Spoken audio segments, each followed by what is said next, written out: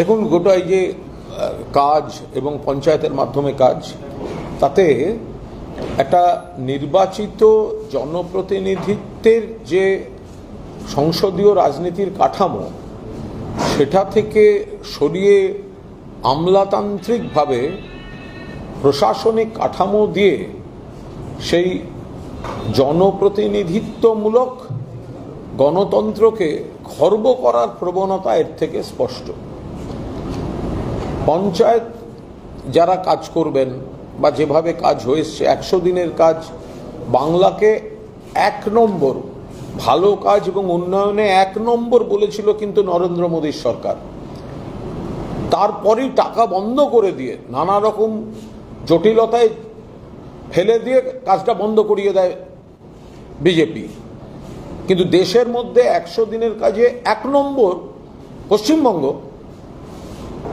এটা তো বিজেপি বলেছিল, বিজেপি সরকার বলেছিল, কেন্দ্রের সরকার বলেছিল।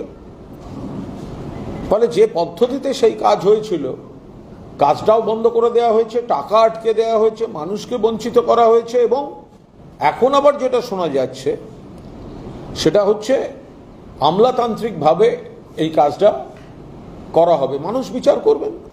মমতা বন্দ্যোপাধ্যায় যখন মুখ্যমন্ত্রী ছিলেন, মানুষ কাজ পেয়েছেন এবং কেন্দ্র বন্ধ করে দেওয়ার পরেও মমতা বন্দ্যোপাধ্যায় রাজ্যের কোষাগার থেকেও গরিব মানুষের কর্মসংস্থানের ব্যবস্থা রেখেছিলেন। এখন এই আমলাতান্ত্রিক আরোপিত ব্যবস্থায় কি দাঁড়াবে, মানুষ নিজেদের অভিজ্ঞতা দিয়ে দেখবেন।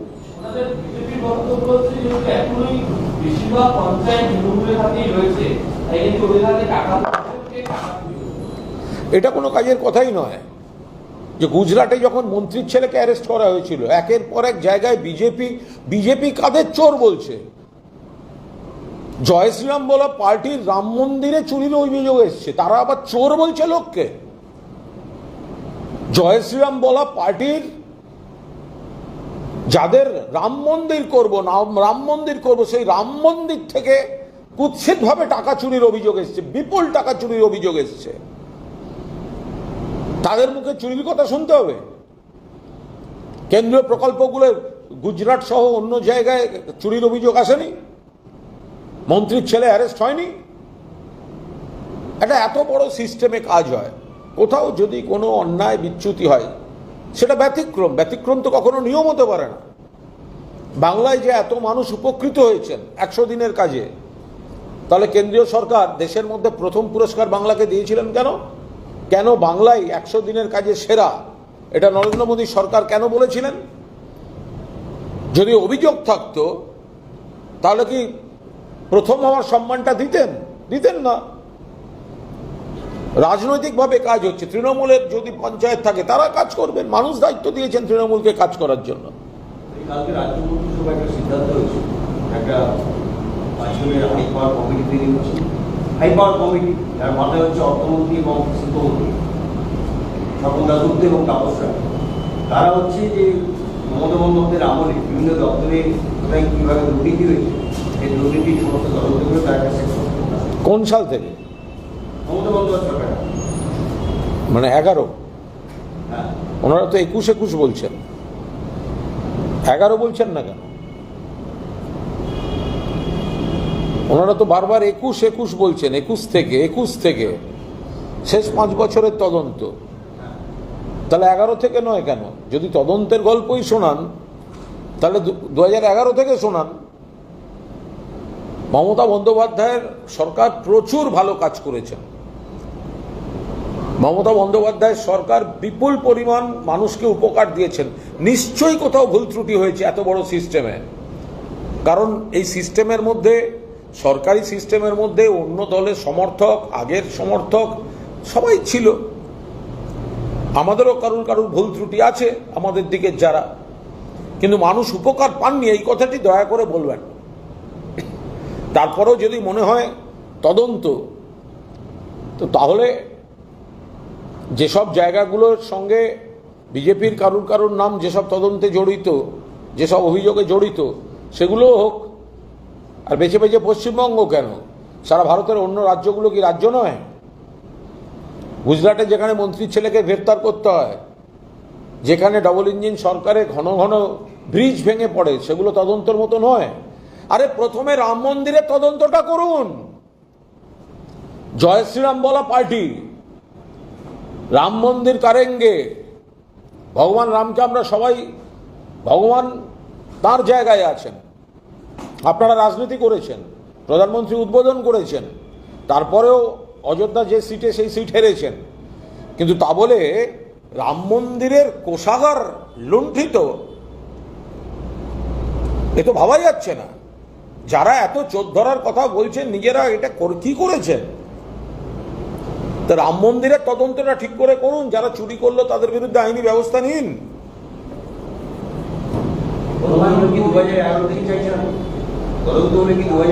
না না, অনেক বিজেপির নেতারা বলছেন না শেষ 5 বছরের তদন্ত। যদি আপনারা বিজেপির কথায় বলি, তো বিজেপির কথাতেই যদি বলি শেষ 5 বছর বলছেন কেন? তাহলে শেষ 15 বছর নয় কেন? কেন সালে 15 বছর নয়? শেষ 5 বছর বললে কি করে হবে? তদন্তের কথা বললে তো তাহলে পুরো সময়ের হোক। আমরা কোনো তদন্তের কথা বলছি না, আমরা বলছি আগে রাম মন্দিরের তদন্তটা করুন, তারপর এখানে রাজনীতি করতে আসবেন। রাজ্য সরকারের তরফ থেকে বলা হচ্ছে ডিটেইল রিপোর্ট নেওয়া হচ্ছে এবং বলছে যে সেবাশ্রয়ে ওষুধের ব্যবহার, চিকিৎসকদের ব্যবহার যা হয়েছে এবং সেই বিষয়ে ইনভেস্টিগেশন করে তথ্য মেলানোর জন্য রাজ্যের তরফ থেকে উদ্যোগ নেওয়া হচ্ছে এবং স্পষ্টতই এই চিত্র বলা হয়েছে যে চিকিৎসার নামে ওখানে গুজুগুজি হতো এবং এক্ষেত্রে অভিষেক বন্দ্যোপাধ্যায়ের বিরুদ্ধে অভিযোগ থাকে। সেবাশ্রয় সম্পর্কে আমি বলতে পারবো না। আমার সেবাশ্রয় সম্পর্কে কোনো কালেই আমার কোনো ধারণা নেই। ওটা পার্টির অফিসিয়াল প্রোগ্রাম বলেও আমি জানি না। যদি কোনো সাংসদ বা কোনো বিধায়ক বা কেউ ব্যক্তিগত উদ্যোগে মানুষের সেবা করার জন্য কোনো প্রজেক্ট নিতেই পারেন, সম্পূর্ণ ব্যাপারটা তারা বলতে পারবেন, আমি কোনো উত্তর দিতে পারবো না, কারণ আমার কোনো ধারণাই নেই বিষয়টা সম্পর্কে। কি নিয়ে? দেখুন, আমি সেবাশ্রয় ব্যাপারটা জানি না, মানে আমি সেবাশ্রয়ের কোনো দিকটাই আমি জানি না। আমি কখনো এর সঙ্গে আমার খুব একটা আমি পরিচিত নই ব্যাপারটার সঙ্গে, তো সুতরাং আমি এটা খুব একটা আমি বলতে পারবো না। এবারে এটা পার্টির কোনো অফিসিয়াল প্রোগ্রাম হলে আমি তবু খোঁজ নিয়ে বলার চেষ্টা করতাম। এটা কোনো সাংসদ তার এলাকায় মানুষকে কিছু সাহায্য করার জন্য প্রোগ্রাম করে থাকলে এটা তারাই বলতে পারবেন, আমি বলতে পারবো না।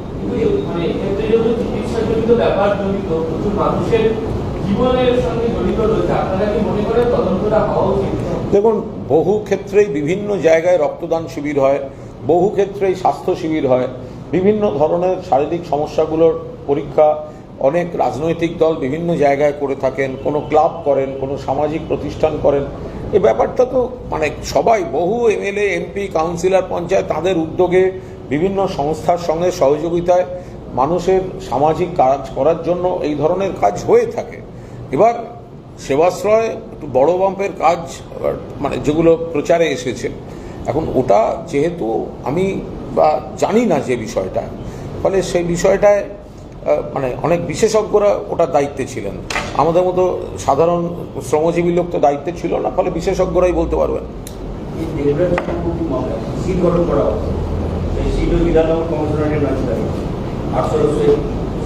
একটা জিনিস খুব স্পষ্ট করে আপনাদের সামনে আনতে চাই, এই যে তদন্ত, অ্যারেস্ট, যদি কারোর ক্ষেত্রে যে কোনো ন্যায্য কারণে অ্যারেস্ট হয় বা তার কোনো অপরাধ থাকে, সেই অ্যারেস্টকে আমরা কেউ কন্ট্রাডিক্ট করতে যাব না, এই নিয়ে কোনো কথা হবে না, কোনো আলোচনা হবে না।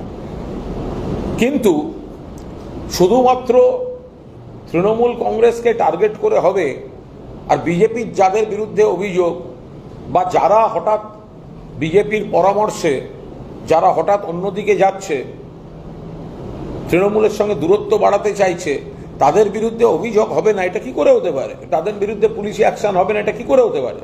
এই পুলিশ প্রশাসনকে দিয়ে শুধুমাত্র তৃণমূলটাকে ভাঙাবার জন্য, তৃণমূলকে যারা আছে তাদের ভয় দেখিয়ে দূরত্ব তৈরি করার জন্য এগুলো ব্যবহার করা হচ্ছে। বিভিন্ন জায়গায় যেভাবে পুলিশি অপারেশন চলছে, তাতে বিজেপি পুলিশ বাহিনীকে নামিয়ে এমএলএ থেকে শুরু করে পাড়ায় পাড়ায় পর্যন্ত এই পুলিশি, যেগুলো আমি আবার বলছি, আমি কোনো নির্দিষ্ট মামলা বা দেবরাজের মামলা এসব নিয়ে আমি বলছি না, কারণ সে মামলার মেরিট আমি জানি না, আমি কথা বলতে পারবো না। কিন্তু সাধারণ যেটা হচ্ছে, বহু এমএলএও বলছেন বহু এলাকার সংগঠকও বলছে পুলিশ চাপ দিচ্ছে, পুলিশ যেতে বলছে, নইলে পুলিশ কেস দিয়ে দিচ্ছে, না হলে পুলিশ বলছে। তাহলে মুখ্যমন্ত্রী যাদের নামে বলছেন, বিধানসভায় স্টেটমেন্ট দিচ্ছেন বা অন্য কোনো জনসভায় বলছেন, যাদের নাম বলছেন কোনো অপরাধের ইঙ্গিতে, তারা যেই একটা তৃণমূল থেকে দূরত্ব বাড়াবার ইঙ্গিত দিচ্ছেন, তাদের কাছে আর পুলিশ যাচ্ছে না, পুলিশ আবার নতুন লোক ধরে আনতে যাচ্ছে। এটা কি হচ্ছে? এটা পুলিশ প্রশাসন দিয়ে একটা দল ভাঙানোর কাজ। দেবরাজ চক্রবর্তী 7টা জায়গা রাজ্যে 7টা রাজ্যে যায়, 7বার ঠিকানা বলে দেবে এবং তারপর তাকে তারা বলতে একেবারেই বলতে পারবো না। আমি দেবরাজ চক্রবর্তী তিনি ব্যক্তিগতভাবে কি করেছেন না করেছেন আমি বিন্দু বিসর্গ জানি না। তিনি যদি অবৈধ সম্পত্তি করে থাকেন, অন্যায়ভাবে আয় করে থাকেন, নিশ্চিতভাবে ব্যবস্থা নেবে। সেখানে আমরা কেন ডিফেন্ড করতে যাব? কি জন্য ডিফেন্ড করতে যাব? আমার বক্তব্য সেখানে যেমন পুলিশ যাবে 100 বার, তাহলে মুখ্যমন্ত্রী যখন বলবেন কারুর নাম করে যে 80টা 90টা বেআইনি কনস্ট্রাকশন তার নামে আছে, যেহেতু তৃণমূলের সঙ্গে দূরত্ব তৈরি করছে, তার কাছে পুলিশ যাবে না, আর দেবরাজের অবৈধ সম্পত্তিতে পুলিশ যাবে, আর 80-90টা বেআইনি কনস্ট্রাকশনে যাবে না, এটা কি করে হতে পারে? মমতা বন্দ্যোপাধ্যায়, অভিষেক বন্দ্যোপাধ্যায় যানজট করে যেভাবে 21শে জুলাই পালন করা হয়েছে তার 2018 সালে যে রাইট তারপরে 2025-এ 21শে জুলাই করে আর একবার বল। 2018 সালে কলকাতা হাইকোর্ট রায় দিয়েছিল যে কলকাতা শহরের বড় বড় রাস্তায় মহামান্য কলকাতা হাইকোর্টের আমরা ল অ্যাবাইডিং সিটিজেন, ফলে আমরা কখনোই তো আইনের বাইরে কিছু করব না, এবং আদালত যখন যা জানতে চাইবে আমাদের দলীয় নেতৃত্ব সহযোগিতা করবেন, জানাবেন। কিন্তু এটাও ঘটনা যে কিছু ঘটনা থাকে, ব্যতিক্রমী ঘটনা। কলকাতার উপর সবথেকে বড় গণহত্যাটা হয়েছিল 1993 সালের 21শে জুলাই, এবং তৃণমূল কংগ্রেস এই জায়গাটা সভা করতে চায়, সেখানে শহীদদের রক্তাক্ত মৃতদেহ পড়েছিল। তাই শহীদ তর্পণের জন্য ধর্মতলাটার জায়গাটিকে বছরে একদিন সেই জায়গাটিকে ওখানে এই সমাবেশটা করা হয়। তো যোগাসনের জন্য যখন রেড রোড 7 দিন বন্ধ থাকে, তখন তো এত আলোচনা শুনি না। যোগাসন শরীরের পক্ষে খুব ভালো, কিন্তু রেড রোডের পক্ষে ততটা ভালো নয়। 7 দিন একটা ব্যস্ত রেড রোড বন্ধ থাকতে পারে, তখন এত আলোচনা শুনি না। আর 14টা প্রাণ চলে গেল, 100 জন আহত, মমতা বন্দ্যোপাধ্যায়কে খুনের চেষ্টা, গণতন্ত্রের উপর এত বড় আঘাত, বছরে একটা দিন। আমরা কি বলেছি? আধ বেলার জন্য একটা রাস্তার অর্ধেক দিন যদি ব্যবহার করতে দেন, তো সেটা তো শহীদ তর্পণের জন্য এইটুকু কনসিডার যদি না করে একটা গণতান্ত্রিক দেশ, গণতান্ত্রিক রাজ্য। আজকের যিনি মুখ্যমন্ত্রী, তিনি তো অতীতে ওখানে তৃণমূলের শহীদ তর্পণ সভা থেকেই বক্তৃতা রেখেছেন একাধিকবার। তাহলে হঠাৎ বছরে একটা দিন শহীদ তর্পণের জন্য এটা দেয়া যেতে পারে না? বাকিটা নিশ্চয়ই আমরা ল অ্যাবাইডিং সিটিজেন, সেটা মেনেই চলা। 21শে জুলাই নিয়ে আজকে মমতা বন্দ্যোপাধ্যায় হয়ে কল্যাণ বন্দ্যোপাধ্যায় সওয়াল করলেও তিনি অভিষেক বন্দ্যোপাধ্যায় সওয়াল করেন। আমি বলতে পারবো না, হাইলি এটা টেকনিক্যাল ব্যাপার, লিগাল ব্যাপার, এটার সঙ্গে মানে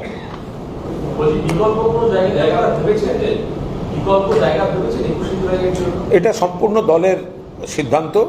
এই বিষয়ে আমরা এক্ষুনি কোনো মন্তব্য করছি না। আমরা শুধু এইটুকুই বলছি, মানুষ জানেন 1993 সালের 21শে জুলাই no I card no vote. আজকে যে আমাদের এত আই কার্ড, সচিত্র পরিচয়পত্র কারুর ছিল না।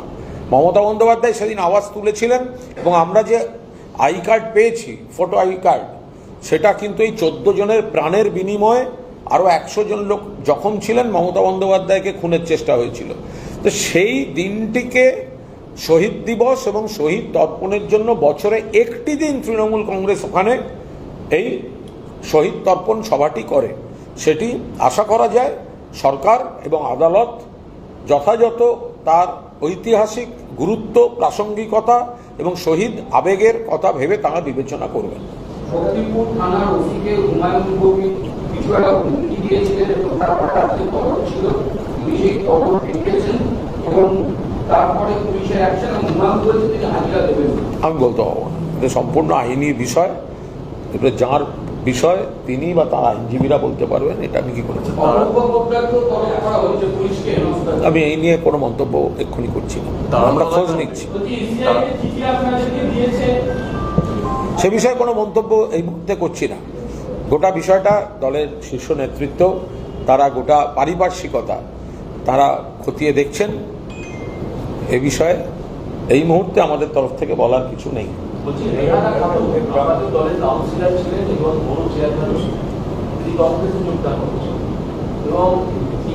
কংগ্রেস ভবনে, বিধান ভবনে ভাঙচুর চলছে, তারা যারা ভাঙচুর করছে তাদের দাবি হচ্ছে রেহানা খাতুন পুলিশের ভয়ে কংগ্রেসে যোগদান করছে।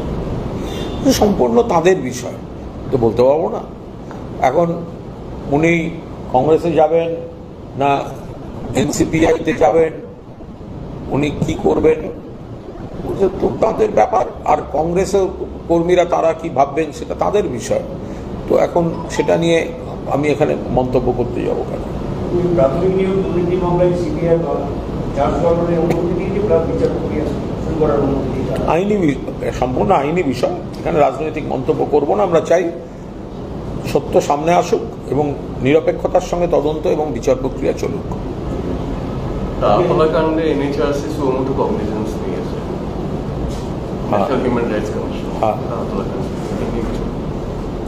না, ওনারা কি করতে চান, ওনারা তো ইস্যু ভিত্তিক। মাঝখানে এই গত 1.5-2 মাসে পশ্চিমবঙ্গে যতগুলি খুন, নারী নির্যাতন হয়েছে, তখন তো জাতীয় কেউ মানবাধিকার কমিশন বা মহিলা কমিশন কাউকেই বা শিশু কমিশন কাউকেই খুঁজে পাওয়া যায়নি। তো এনারা কখন ঘুমোন আর কখন জেগে ওঠেন তারাই বলতে পারবেন।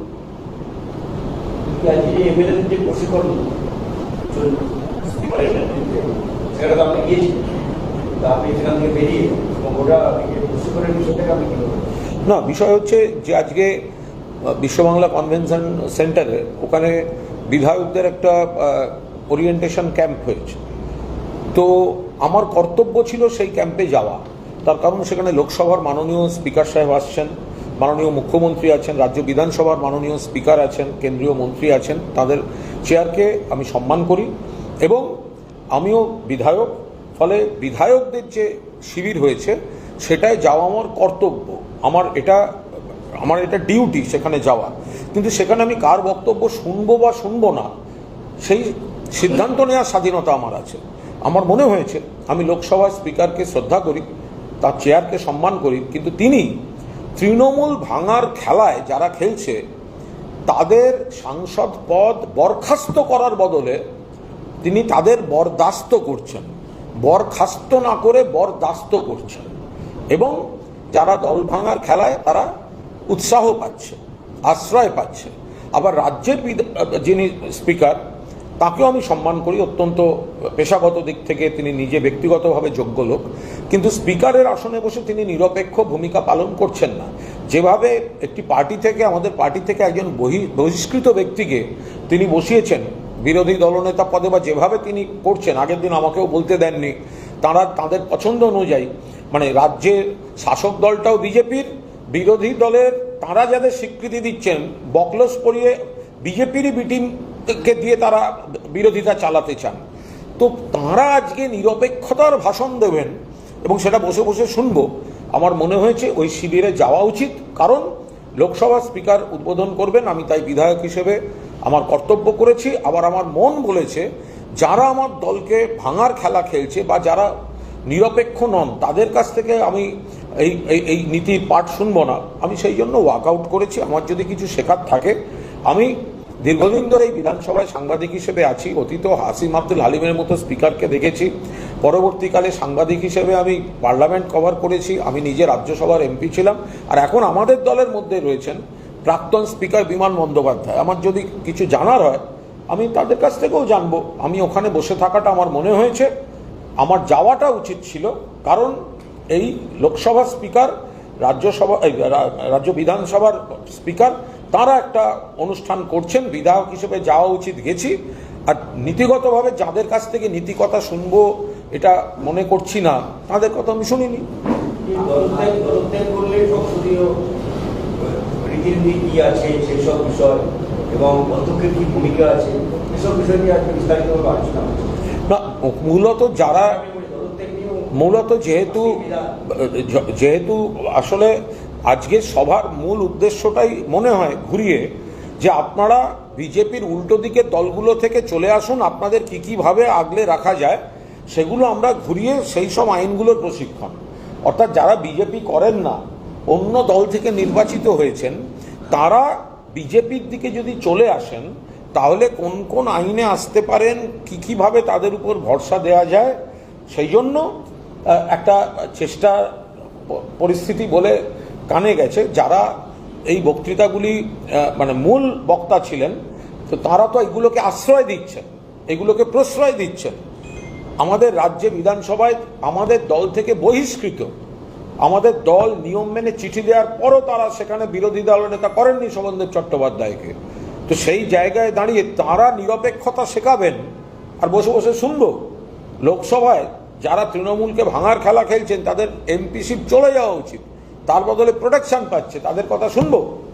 সেই জন্য মূল যেহেতু স্পিকারের চেয়ার পদ, তাকে সম্মান দেওয়ার জন্য ওখানে গেছি, আর তার কথা শুনবো না বলে ওখান থেকে বেরিয়েছি। এটা এবার হিন্দিতে নেই। আদালতের কথা বলছে মুখ্যমন্ত্রী বিচারপতি সুব্রত ভট্টাচার্যের অভিযোগ, তার বিরুদ্ধে এফআইআর পদক্ষেপ নিচ্ছে না পুলিশ। তিনি যে এফআইআর করেছেন সেটাই পুলিশ কোনো গুরুত্ব দেয়, সেটা কোনো গুরুত্ব দেওয়া হচ্ছে। কিন্তু আইনের বিষয় মহুয়ার 100% অধিকার আছে আদালতে তার বক্তব্য জানাবার। জাহাঙ্গীর ঘনিষ্ঠ বাবু পুলিশের হাতে ধরা পড়েছে ব্রাউন সুগার। আমি বলতে পারবো না কোথায় কোন ক্রিমিনাল, কোথায় কে কী করছে, আমি বলতে পারবো না। কেউ একটা ধরা পড়েছে, তার সঙ্গে সঙ্গে সবসময় সেখানে তৃণমূল বা রাজনীতি ঢুকবে কি? যদি যে অন্যায় করেছে তাদের বিরুদ্ধে আইনি ব্যবস্থা হবে, পুলিশ ব্যবস্থা নেবে।